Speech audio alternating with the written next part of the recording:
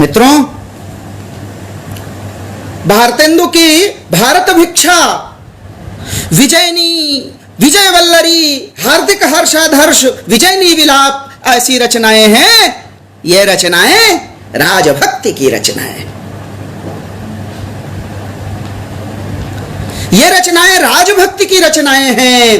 देश के विक्टोरिया शासन की जो बड़ी बड़ी घोषणाएं हैं, उन घोषणाओं के स्वागत की रचनाएं हैं। इस काल के लेखकों को लग रहा है कि देश का भाग्य बदलने वाला है, इसलिए ऐसे भाग्य परिवर्तन का बाह खोलकर स्वागत करने की रचनाएं हैं। और क्यों न करें? क्या कवि समाज और सत्ता का विरोध के लिए ही है क्या? हमारा जो लक्ष्य है, हमारा जो अभीप्सित है, अगर वो किसी भी विधि से मिल जाता है तो क्या बुरा? देश में क्रांति, विश्व में क्रांति, विश्व में परिवर्तन अगर प्रजातंत्र से संभव है तो हम प्रजातंत्र के भागीदार होंगे। उसके लिए क्या गोली की आवश्यकता है क्या? और यह मानने वाले लोग मूढ़ हैं, अज्ञानी हैं, जो अभी भी गोली और क्रांति से परिवर्तन की तलाश चाहते हैं। ऐसे लोगों को आप क्या कहेंगे? अज्ञानी कहेंगे कि नहीं? भारतेंदु युग इसी प्रकार के विमर्श का काल है। भारतेंदु युग की यह सबसे अप्रतिम विशेषता है।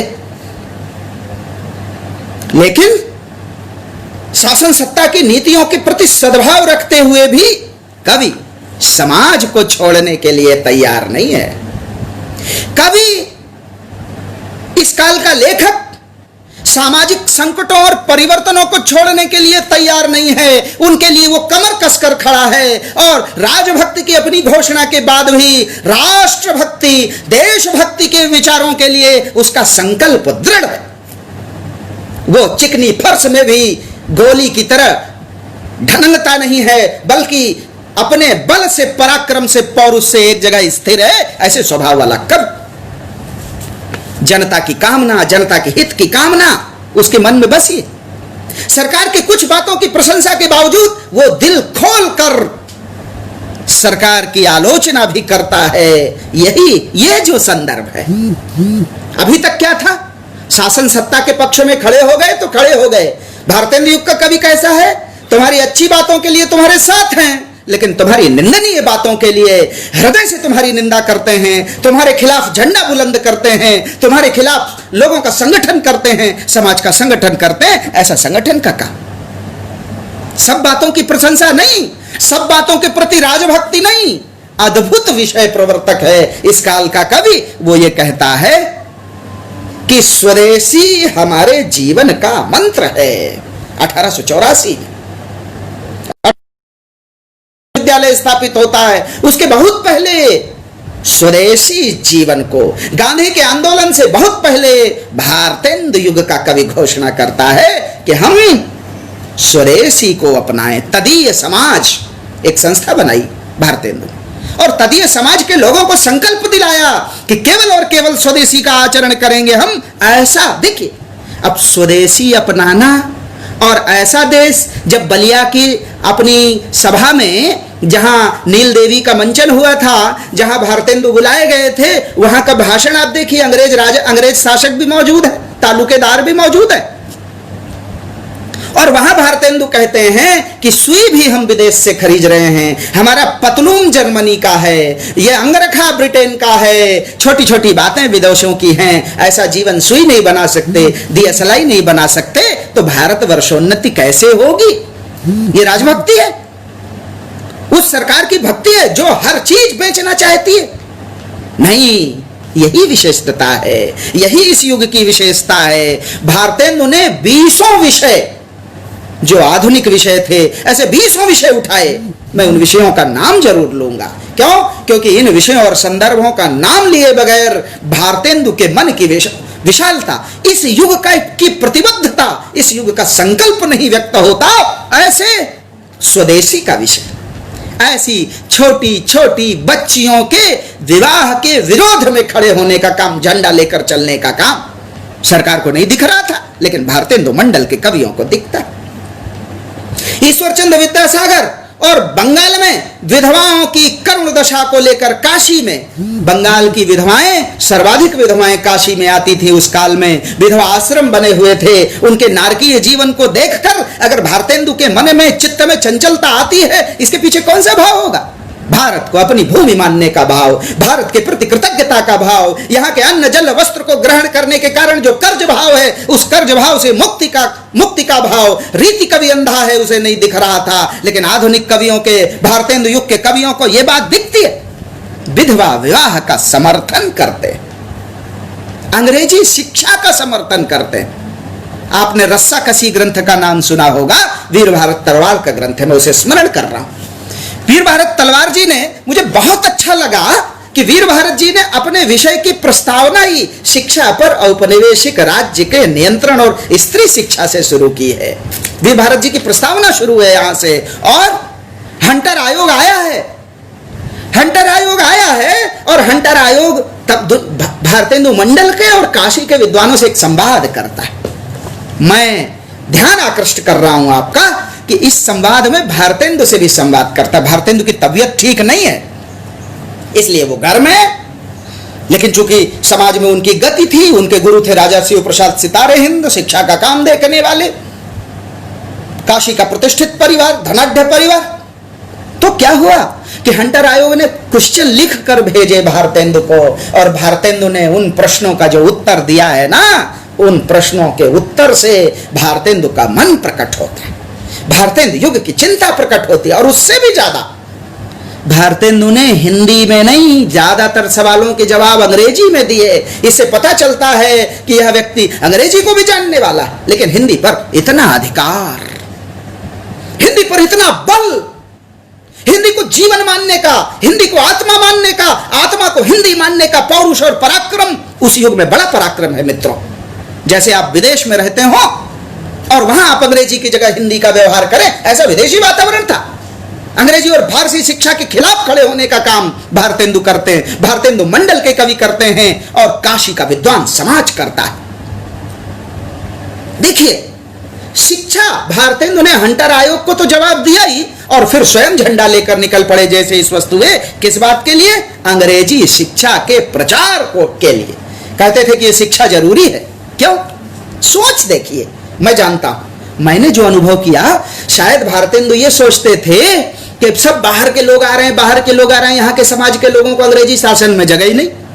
और अंग्रेजी शासन की एक व्यवस्था भी भारतेंदु देख रहे थे। क्या व्यवस्था थी?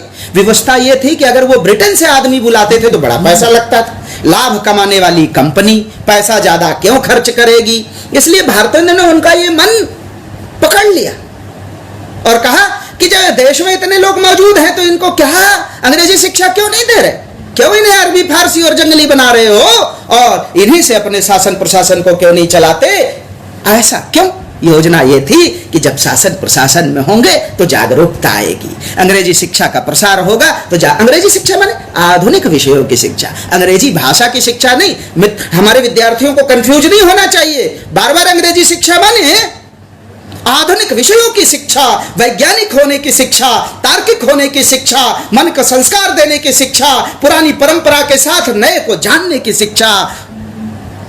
ऐसा एक कितनी बड़ी बात, पूरा राजस्थान, भारतेंदु की दृष्टि देखिए, पूरा राजस्थान जिस समस्या से आक्रांत था, ऐसे भ्रूण हत्या को अपनी कविता का विषय बनाता है आदमी। और भारतेंदु मंडल के सभी लोग, आखिर मध्य भारत और राजस्थान की दूरी रही होगी थोड़ी, लेकिन नहीं, भ्रूण हत्या को कविता का विषय बनाते। प्रेमचंद की चिंता जो बहुत बाद में प्रकट होती है, प्रेमचंद की सूदखोरी की वो चिंता रग रग में बसी है इस मंडल के कवियों में। सूदखोरी के प्रति घृणा का भाव, सूदखोरी को अधर्म घोषित करने का काम इसी काल का कवि पहली बार करता है और अपनी विचारधारा से उसे पोषित करता है। इसीलिए युगांतकारी है ये काल। क्यों? क्योंकि सब विषय इस काल में बीज रूप में चले आए। जैसे आदिकाल को बीज वपन काल विद्वान लोग कहते हैं, सारे विचार बीज रूप में हैं, ऐसे आधुनिकता के सारे विचार बीज रूप में डाल दिया, छितरा दिया, फेंक दिया है। अब उन्हें पल्लवित पोषित करना है भारतीय समाज को, उन्हें वृक्ष बनाना है, उनमें नवीन कोप ले लाना है, उनकी जड़ों को गहरा करना है, लेकिन बीज वपन का काम हो गया है। अब तुम अगर सेवा शुश्रूषा नहीं भी करोगे तो इन छिड़के हुए बीजों में से अधिकांश वृक्ष पैदा होंगे, बशर्ते तुम काट न दो इस विचार को। बीज छितरा दिए हैं और बीज आकार भी ग्रहण करने लगे हैं। भारतेंदु मंडल के कवियों ने उन्हें पल्लवित पोषित किया है और इस पल्लवित पोषित करने में उन्हें कुछ कठोर बातें करनी पड़ी। इस पल्लवित पोषित करने में उन्हें तैयार करना पड़ा उस राजसत्ता को कि कहीं वो मशीन लाकर उन पल्लवित पोषित होने वाले छोटे छोटे पादपों को, अंकुरों को काट न दें, उनके ऊपर चल न जाएं। इसलिए राजभक्ति का भी काम, ये चतुराई है, ये चालाकी है। क्यों? क्योंकि अगर रचनाओं पर पाबंदी लगती, इन बीजों को दबा दिया जाता, इनके ऊपर पत्थर ढक दिया जाता, तो चिनगारी दुनिया को जलाने की सामर्थ्य रखती। लेकिन उस चिनगारी की मृत्यु का एक तरीका जानते हैं क्या है? अंग्रेजों ने जो अफगानिस्तान में जुलू लोगों पर आक्रमण करके जो तरीका अपनाया था, वो भी तरीका, चिनगारी पर उससे 100 गुना ज्यादा राख फेंक दो, चिनगारी दब जाएगी, बुझ जाएगी। ये तो अंग्रेजों का तरीका था और इसलिए जानते थे ये बात भारतेंदु और भारतेंदु मंडल के कवि। इसलिए वो चिनगारी वृक्ष बने। इसलिए उन्हें काटने वाले लोगों की अगर अभ्यर्थना करते हैं तो कौन सा गलत काम करते हैं? राजनीतिक कुकृत्यों पर चिल्ला चिल्ला कर कविता और नाटक का काम, धार्मिक मत मतांतर और आध्यात्मिक नारेबाजियों के विरुद्ध खड़े होने का काम भारतेंदु मंडल का कवि सर्वाधिक पराक्रम और पौरुष से करता है। और यह बात मैं नहीं कह रहा, यह बात रामविलास शर्मा जी कहते हैं। मैं रामविलास जी के पुस्तक भारतेंदु युग और हिंदी भाषा की विकास परंपरा से एक बात जरूर आपके संज्ञान में लाना चाहता हूं। क्यों? क्योंकि मैं चाहता हूं कि आप ये पुस्तक पढ़ें। भारतेंदु कहते हैं कि भारतेंदु युग की सबसे बड़ी दृष्टि सुधारवादी दृष्टि है। यह काल भारतीय समाज के पुराने ढांचे से संतुष्ट नहीं है, लेकिन हम किसी पुराने ढांचे से हम अपने घर से संतुष्ट नहीं है, तो हमारे पास एक मार्ग है कि हम उसे गिराकर नया घर खड़ा कर दें, और एक मार्ग क्या है? रिपेयरिंग करें। और जब रिपेयरिंग करना होगा तो बीच बीच में बल्लियां लगानी पड़ती हैं, खड़ा करना पड़ता है कि छत भरभरा कर गिर ना जाए जब हम तोड़ फोड़ करें। आप मकानों की रिपेयरिंग देखते होंगे, ऐसे रिपेयरिंग का काम रामविलास जी कहते हैं जगह जगह डंडे लगाए हैं, जगह जगह आश्रय लगाए हैं, और मकान को नया बनाने का काम, समाज को नया बनाने का काम, वैसे ही जैसे कबीर अपने समय में कर रहा था। अंतर हाथ सहार दे, बाहर बाहे थाप, ऐसा निर्माण का काम भारतेंदु युग कबीर के बाद पहली बार कर रहा है। रामविलास जी ने जोर देकर 3 बातें कही हैं, वो तीनों बातें हमें जाननी चाहिए, क्योंकि ग्रंथ लिखा है, महाग्रंथ लिखा है रामविलास जी ने। रामविलास जी के प्रिय हैं भारतेंदु। रामविलास जी कहते हैं कि यह भारतेंदु युग केवल राजनैतिक स्वाधीनता का युग नहीं है। कैसा युग है ये मनुष्य की एकता, समता और भाईचारे का युग है, भाईचारे का साहित्य है, और यही भारतेंदु युग की अन्यतम विशेषता है।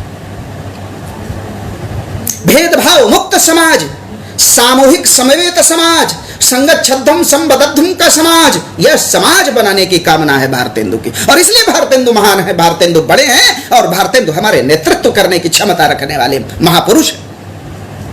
घोषणा देखिए आप, भारतेंदु आर्तनाद करते हैं, चिल्लाते नहीं हैं, करुण क्रंदन करते हैं। क्या कहते हैं? होई एक मत भाई सबे अब, छोड़हु चाल कुचाल दो रंगी, छोड़हु चाल कुचाल दो रंगी। भैया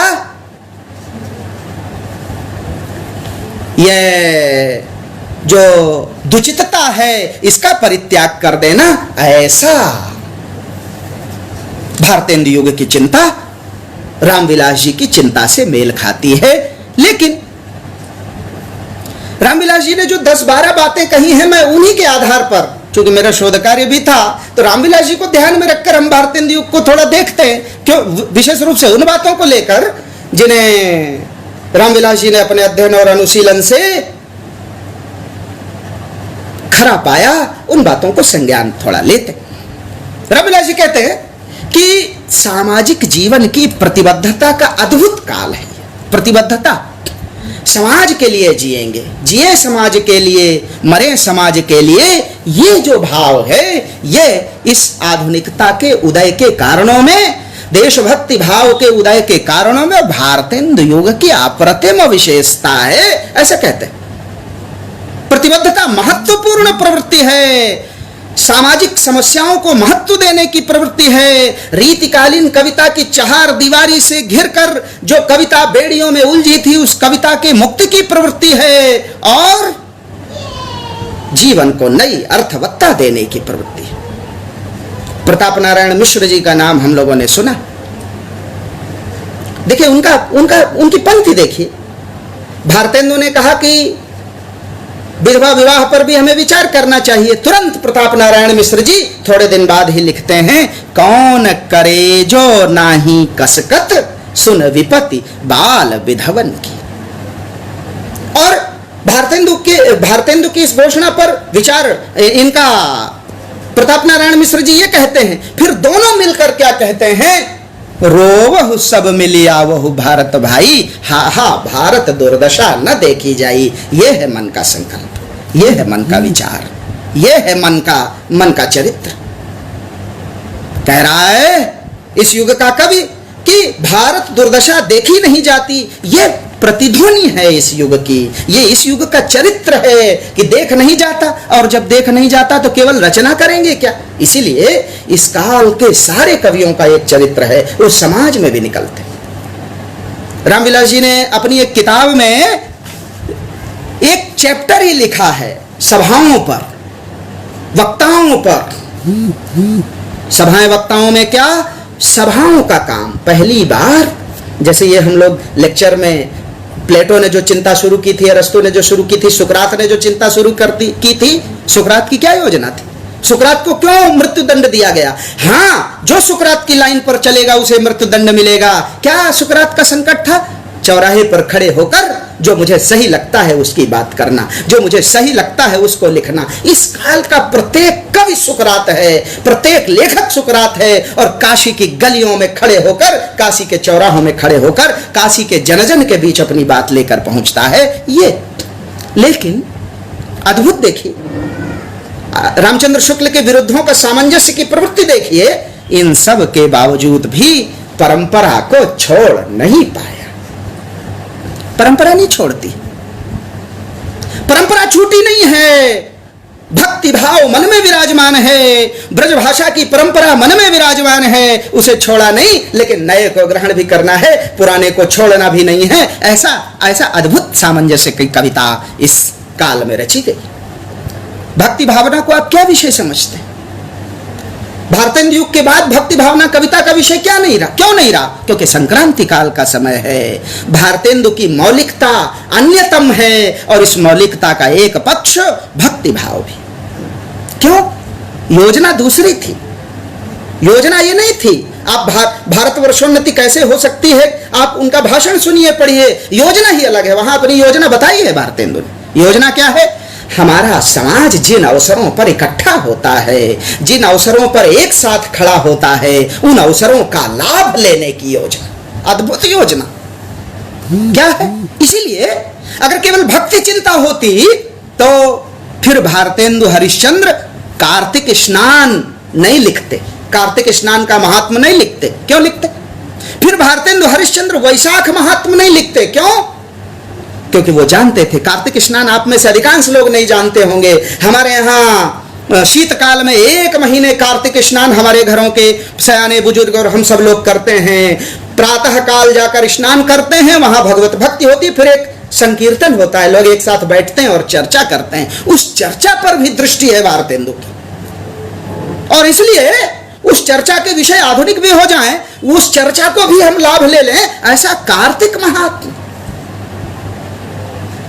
कैसी रचनाएं आया है आज क्या सुंदर समय आया है, क्या सुंदर समय आज, मानव कल्याण हेतु हम सब पधारे हैं। कीजिए विवेचन कोई धार्मिक अनुष्ठान, हजारों शोक सागर न ये डूबे तुम्हारे हैं। नौका के सदृश प्रभु आ गए हैं आप ही, बहुत ही भाग्य सौभाग्य हमारे हैं। ये इस प्रवृत्ति की कविता, और आप इसे योजना नहीं है, ये योजना नहीं है। मुझे तो ये योजना लगती है कि इन रचनाओं को रचने का काम भारतेंदु कर रहा है, लेकिन भारतेंदु का मन भक्त मन, भारतेंदु नहीं, भारतेंदु मंडल के लगभग कवियों का मन भक्त मन है। विषय भोगों से दूर जाने का मन है, माया को व्यर्थ बताने का मन है, जगत को असत्य बताना।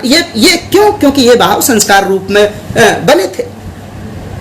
आप किसी घर में जाएंगे और उसके बच्चे को संस्कार देना चाहते हैं और आप कहेंगे कि तुम्हारा पिता असत्य है, वो झूठा है, वो जीते जी मरा हुआ है, आपकी बात सुनेगा? इसलिए समाज में पारंपरिक प्रचलित बातों को भी तर्क के साँचे में कसना, फिर आगे की बात करना। कहते हैं भारतेंदु की एक बड़ी मुझे प्रिय पंक्ति है, मैं उस पंक्ति को जरूर कोट करूंगा। सांझ सवेरे पंछी कहते हैं सब कुछ तेरा है, हम एक दिन उड़ जाएंगे यह दिन 4 बसेरा है।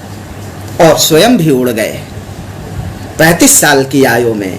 कहते हैं कि समाज में रहते हुए अधिकतर समाज का काम करना चाहिए, परिवार से अतिरिक्त समय को समाज में लगा देना चाहिए। क्यों? क्योंकि एक दिन तो हम उड़ जाएंगे, एक दिन तो हम चले जाएंगे। ऐसा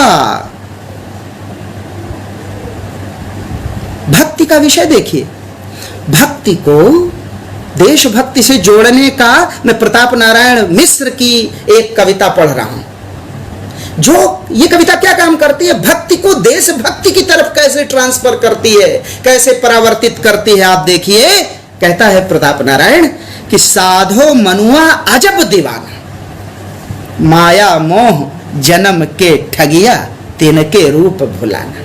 यहां माया मोह के साथ साथ रानी विक्टोरिया के काल में आई हुई इन घोषणाओं को भी माया मोह ही कह रहा है कवि। कहता है कुछ अच्छी हैं लेकिन कुछ झूठी बातें हैं, उन्हें माया मोह समझ लेना, उन्हें असत्य मानना, उन्हें सत्य नहीं मान लेना। ये जो प्रवृत्ति है, ये जो बल है, भय भी है।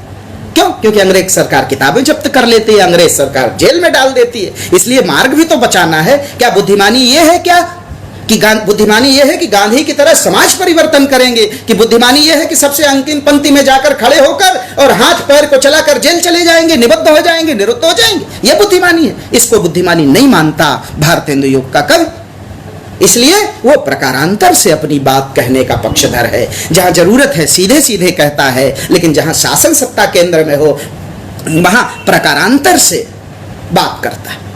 लेकिन उसका मन समाज की विपन्नता और पीड़ा को देखकर करुणा से भरा है। वो हर कविता, 2 कविता के बाद इन कवियों की रचनाएं आप पढ़िए तो एक घोषणा जरूर मिलेगी। क्या है? हम आरत भारत वासिन पे, हर बार हे प्रभु मेरे ऊपर कृपा करना। ये हम भक्ति में ये मांगते हैं क्या? हम भक्ति में क्या मांगते हैं आप बताइए? आप तो भक्त लोग हैं, भगवान का भजन पूजन करने वाले लोग हैं। हम भक्ति में क्या मांगते हैं? हमारे शास्त्र कहते हैं हम भक्ति में हमारी मांग है अश्वदायी गोदायी धनादायी महाधने धनम तेजुषताम देवी सर्वकामाश्च देहि में पुत्र पौत्र धनम धान्यम हस्तश्वासरीथमम प्रजानाम भवशी माता आयुष्मंतम करो तुम्हें। हम ये मांगते हैं। अब भारतेंदु युग का कवि क्या मांगता है जरा सुन लीजिए। मैं प्रताप नारायण मिश्र की विनय कविता पढ़ रहा हूं, एक पंक्ति। हम आरत भारत वासिन पे, हम आरत भारतवासिन पे अब दीन दयाल दया करिए। हम पर न करिए, हम आर्तनाद कर रहे भारतवासियों पर। हे दीन दयाल भक्त वत्सल भगवान, तुम कृपा करना, दया करना। भक्ति के फल की ये कामना, और ये कामना दधीच की परंपरा है। अपने जीवन नहीं, समाज के हित के लिए अगर हड्डियों का परित्याग करना होगा तो करेंगे। ये है संस्कार, ये है परंपरा। इस परंपरा को आगे ले जाने का काम। एक और बहुत बड़ी विशेषता है इस युग की, जिसको जाने बगैर भारतेंदु युग को समझा नहीं जा सकता। ऐसी विशेषता है कि जो श्रृंगार की परंपरा चली आ रही थी, उस परंपरा से भागा नहीं है ये कवि। क्यों? क्योंकि इस कवि के, इस काल का कवि, इस काल का रचनाकार, इस काल का नाटककार एक घोषणा करता है। क्या? हमारे चित्त में, घोषणा सुन लीजिए उसकी, हमारे चित्त में स्थायी भाव अनेक हैं। रतिर्हासश्च शोकश्च क्रोधोत्साहो भयम तथा जुगुप्सा विस्मयम चेत्थ मष्ट अष्टौ प्रोक्तौ समोपि वा। ये सब स्थायी भाव हैं हमारे मन में। अनुकूल अवसर आकर अगर अनुकूल स्थायी भाव जगता है तो ये बुरी बात नहीं है, लेकिन सब प्रकार के भावों के जागरण का अवकाश कविता में होना चाहिए, ऐसा। इसलिए प्रेम और सौंदर्य को भी अपनी कविता का विषय बनाया है। भारतेंदु हरिश्चंद्र ने लिखा है प्रेम माधुरी। बद्री नारायण चौधरी ने लिखा प्रेम घन सर्वस्व। अपनी इसी वृत्ति के कारण भारतेंदु ने लिखा प्रेम सरोवर, प्रेम तरंग, प्रेमाश्रु, प्रेम माधुरी, सर्वत्र प्रेम विराजमान है। ऐसा परंपरा का एक पक्ष ये भी। ठाकुर जगमोहन सिंह का नाम लिए बगैर ये प्रवृत्ति पूरी नहीं होती। प्रेम संपत्ति लता लिखी है, उन्होंने कहा कि प्रेम भी संपत्ति है, पूंजी है जीवन की। क्यों? क्योंकि यही प्रेम जब परांगमुख हो जाता है, यही प्रेम जब राष्ट्राभिमुख हो जाता है, यही प्रेम जब समाज के अभिमुख हो जाता है, तो ये समाज परिवर्तन और समाज को अपना मानना या जनवादिता का जन सामान्य में खप जाने का कारण बन जाता है। इसलिए प्रेम को संपत्ति माना है। किताब का नाम, कविता का नाम है प्रेम संपत्ति लता, ठाकुर जगमोहन सिंह। प्रेम भी संपत्ति है। क्यों? क्योंकि जैसे जीवन में संचय करते हैं, ऐसे प्रेम का भी संचय। और मैं एक ठाकुर जगमोहन जी की एक पंक्ति जरूर आपके सामने रख दूं। वो ये कहते हैं कि अंग्रेजी शासन काल में हम अपनी ही भारतीय परंपरा और संस्कृति से विरक्ति की तरफ, अपनी ही चीजों के वैभव को भूले हुए हैं, वैसे ही जैसे परमात्मा स्वरूप को हम भूले। इसलिए क्या करना चाहिए? ऐसे उपाय करना चाहिए कि हम अपनी परंपरा संस्कृति को भी जाने, वैसे ही जैसे अव्यक्त परमात्मा, उस अव्यक्त सत्ता, जैसे उससे तदाकार होने के प्रति जो प्रेम भाव जरूरी है, वैसा ही राष्ट्र के प्रति भी जरूरी। ठाकुर जगमोहन सिंह की कविता आप सुन लीजिए। अब यों उर आवत है सजनी, कितनी मधुर कवि। अब यों उर आवत है सजनी, मिल जाऊं गरे लग के छतियां, मन की करी भांति अनेक नयो, मिल कीजिए री रस की बतियां, हम हारी अरी करी कोटि उपाय, लिखी बहु नेह भरी पतियां, और जगमोहन मोहनी मूर्ति के बिन कैसे कटे दुख की रतियां। आचार्य शुक्ल ने लिखा कि भगवान की दया दाक्षिण्य के अलावा भक्ति कविता में कोई और भाव नहीं बचा था। आधुनिक कविता में भी जब कवि पराजित हो जाता है, जब कवि को लगता है कि शासन सत्ता उसकी बात नहीं सुन रही, तो थोड़ी देर को वो भगवान के दया दाक्षिण्य की तरफ चला जाता है। क्यों? क्योंकि उससे भी बल मिलता है। थोड़ी देर प्रकृति चित्रण की तरफ चला जाता है। इसे केवल परंपरा निर्वाह न माना जाए। मैं ये कहना चाहता हूं, तमाम लोग, मैंने कई जगह सुना और पढ़ा है, लोग कहते हैं कि इस काल की प्रकृति चित्रण, इस काल का प्रकृति चित्रण परंपरा निर्वाह है। नहीं, ये परंपरा निर्वाह नहीं है। मन जब बोझिल हो गया है, थक हो गया है, जीवन झंडा उठाए उठाए काशी की गलियों पर चलते चलते जब तुम्हारे पैरों में बीमारी पड़ गई है, तुम्हारे पैर थक गए हैं, उनमें भारी दर्द हो रहा है, ऐसे में अंबिका दत्त व्यास और गोविंद गिला भाई जैसे कवि आते हैं। वो प्रकृति को उद्दीपन रूप में चर्चा करके उस मन को मनस्ताप करने का और मन को जागरण करने का काम करते हैं। ये काम ठाकुर जगमोहन सिंह भी करते हैं। इन लोगों ने प्रकृति के चित्रों के सहारे अंततः अपनी आवाज ही बुलंद की है। कहते हैं कि जैसे प्रकृति हारती नहीं है, कहते हैं कि जैसे मेखलाकार पर्वत अपार अपने समस्त दृग सुमन फाड़ अवलोक रही है बार बार। ये जो प्रकृति का चित्र है, प्रकृति में जो गर्जन तर्जन का चित्र है, क्या हमेशा रहता है? क्या हमेशा नहीं रहता। ठाकुर जगमोहन सिंह की बात मैं कह देता हूं, वो बार बार कहते हैं कि हमेशा नहीं रहता, समय बदल जाता है, इसलिए हारना नहीं, थकना नहीं, लड़ने से मानना नहीं। पहाड़ अपार कैलाश से कोटिन ऊंची शिखा लगी अंबर चूमी, लसय कटि मेखला के जगमोहन, कारी घटा घन घोरत घूम। ये काली घटा है, लेकिन क्या हमेशा रहेगी? क्या नहीं। और भारतेंदु युग इस काल का कवि अपनी बात रखने के लिए एक नई शैली अपना रहा है। और यह नई शैली क्या है? एक बिल्कुल नई तरीके की शैली। यह शैली है हास्य व्यंग की शैली। यह अपनी बात कहने का यह जो तरीका, अद्भुत तरीका इस काल का कवि अपनाता है, कोई और अपना नहीं पाया। हास्य व्यंग से हम अपनी बात कहेंगे, ऐसा आप दूसरे युग में आप रीति कविता में हास्य व्यंग देखकर बताइए। आधुनिक कविता, आदिकाल की कविता में, भक्ति काल की कविता में, रीति काल की कविता में, आधुनिक कविता में, छायावाद में, प्रगतिवाद में, प्रयोगवाद में हास्य के लिए स्थान है क्या? नहीं। लेकिन इस काल का कवि हास्य और व्यंग को भी स्थान देता है। क्यों?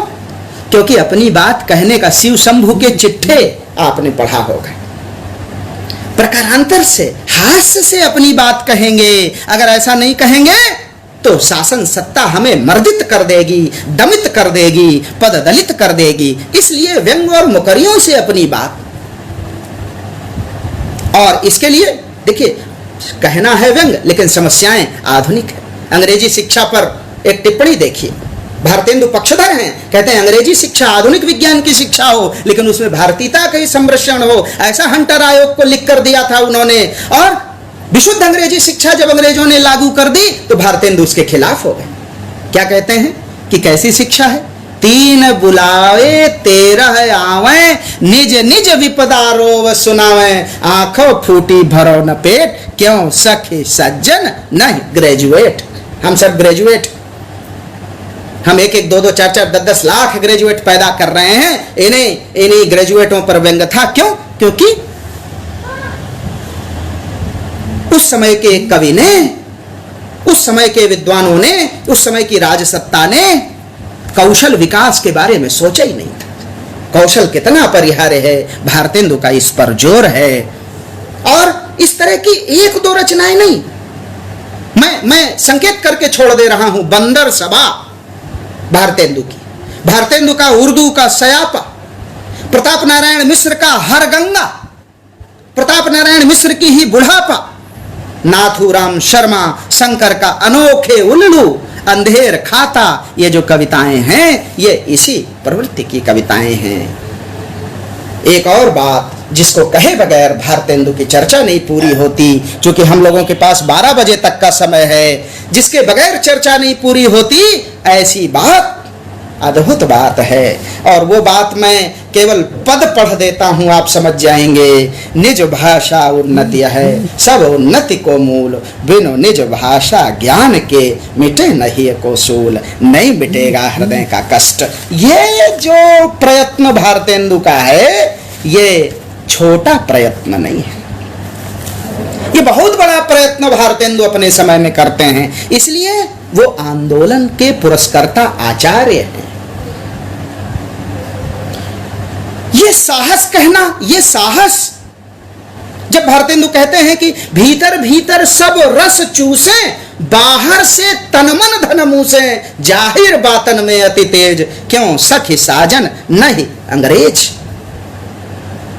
ये जो साहस है कि देश नगर बानक बने हो, सब अंग्रेजी माल, हाटन में देख ही करो बस अंग्रेजी माल। ये जो साहस है कि सर्वस्व लिए जात अंग्रेज, सर्वस्व लिए जात अंग्रेज, और हम किस बात के तेज हैं? हम केवल लेक्चर के तेज। श्रमबिन बातें का करती हैं, कहीं टुटकन गाजे गिरती हैं। इसलिए टुटका नहीं करेंगे, केवल कल्पना नहीं करेंगे, विचार नहीं करेंगे, वाणी विलास नहीं करेंगे, केवल वाणी का कौशल नहीं दिखाएंगे, सड़क पर निकलकर झंडा बुलंद करेंगे। ऐसा स्वर भाषा को लेकर, समाज को लेकर भारतेंदु का है। और इसलिए वो जोर देकर कहते हैं, चाहहु जो साचो निज कल्याण। प्रताप नारायण मिश्र कह रहे हैं, चाहहु जो साचो निज कल्याण, तो सब मिली भारत संतान जपो निरंतर एक ध्यान, हिंदी हिंदू हिंदुस्तान। यह घोषणा है। अब भारतेंदु मंडल के चर्चा करने के समय भारतेंदु मंडल की बैठकों में एक प्रश्न आ रहा था बार बार। क्या था प्रश्न? वो प्रश्न यह था कि आप अपने में ही सिमटे रहेंगे, दुनिया में इतना लेखन हो रहा है आप उसे नहीं जानेंगे, आपकी आंखें बाहर नहीं जाएंगी क्या? केवल आप कूपमंडूक हैं। जो आरोप रहा, आप कूपमंडूक हैं, आप केवल कुएं में इस बिंदु से उस बिंदु तक छलकना चाहते हैं। इस आरोप का भी जवाब भारतेंदु काल का कवि और लेखक देता, और देता ही नहीं है बल्कि ये लोग कोट करते हैं। मैं 2 ग्रंथों का नाम पढ़ दूं। दी वेस्ट लैंड, इस काल का कवि बार बार कहता है 1922 में इलियट की जो दी वेस्ट लैंड जो रची गई थी, उसमें उपनिषदों का प्रभाव क्या बयां करता है। द रेंजर्स एज 1944 की सोमरसेट शाम की रचना है, वो क्या प्रकट करती है।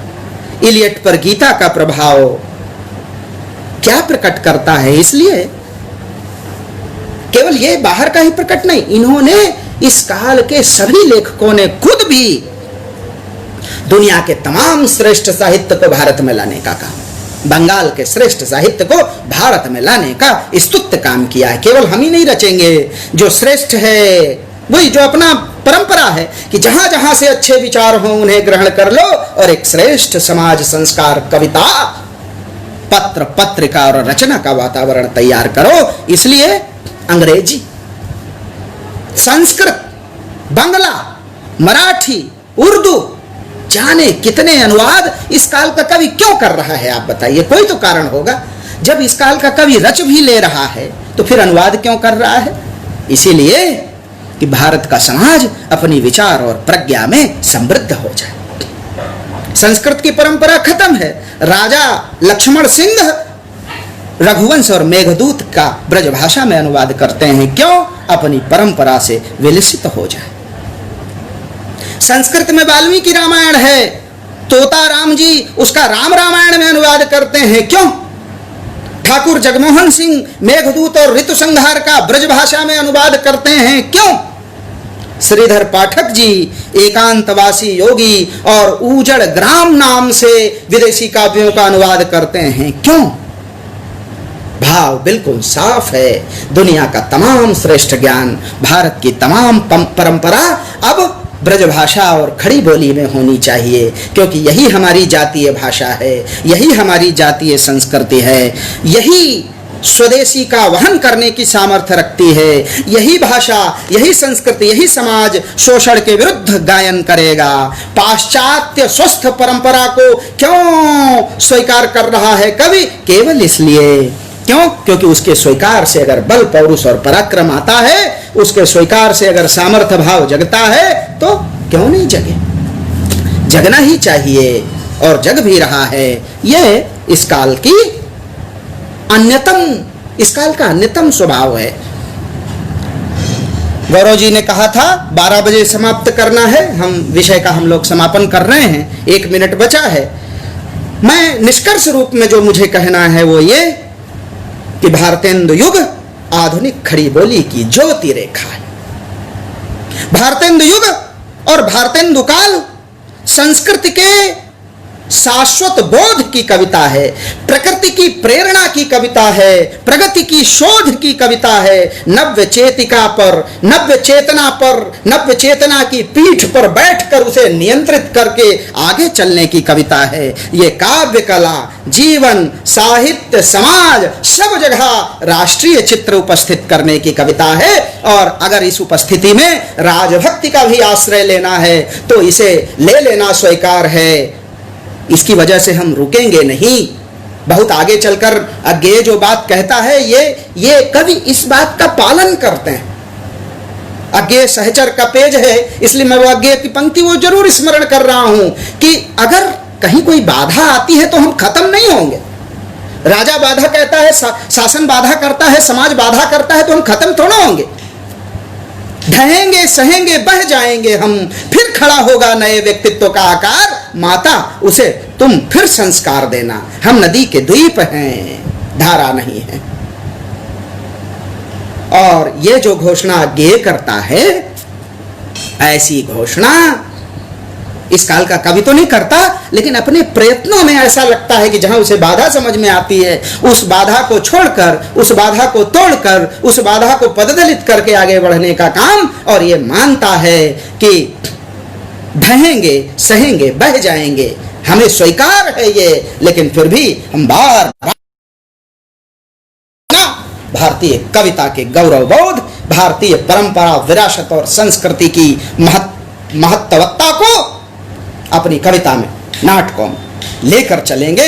इस प्रकार की महान घोषणा, इस प्रकार की बड़ा संकल्प इस कविता का संकल्प है। इसीलिए ये कविता, इस काल की कविता, इस काल का संपूर्ण लेखन आगे आने वाले साहित्य, समाज और संस्कृति के लिए पूर्व पीठिका का काम है, उत्स का काम है, स्रोत का काम करती है। और यह अजस्र स्रोत आज भी बह रहा है। हमें जहां संकट समझ में आता है, हम भारतीय युग की पत्र पत्रिकाओं का अध्ययन करते हैं और अपने लिए संकट मुक्ति का मार्ग ढूंढ लेते हैं।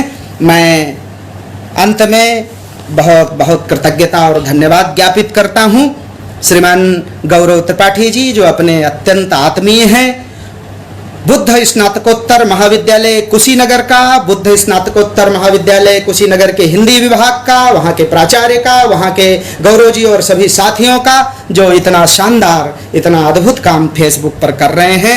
आपने मुझे अवसर दिया, आपने मुझे विषय रखने के लिए कहा।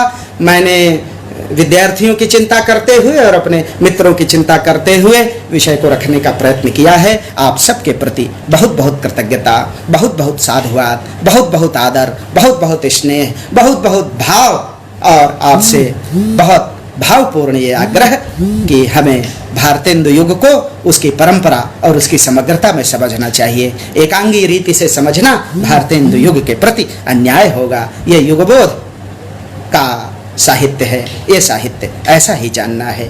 बहुत बहुत साधुवाद, बहुत बहुत धन्यवाद, बहुत बहुत अभिवादन सबको।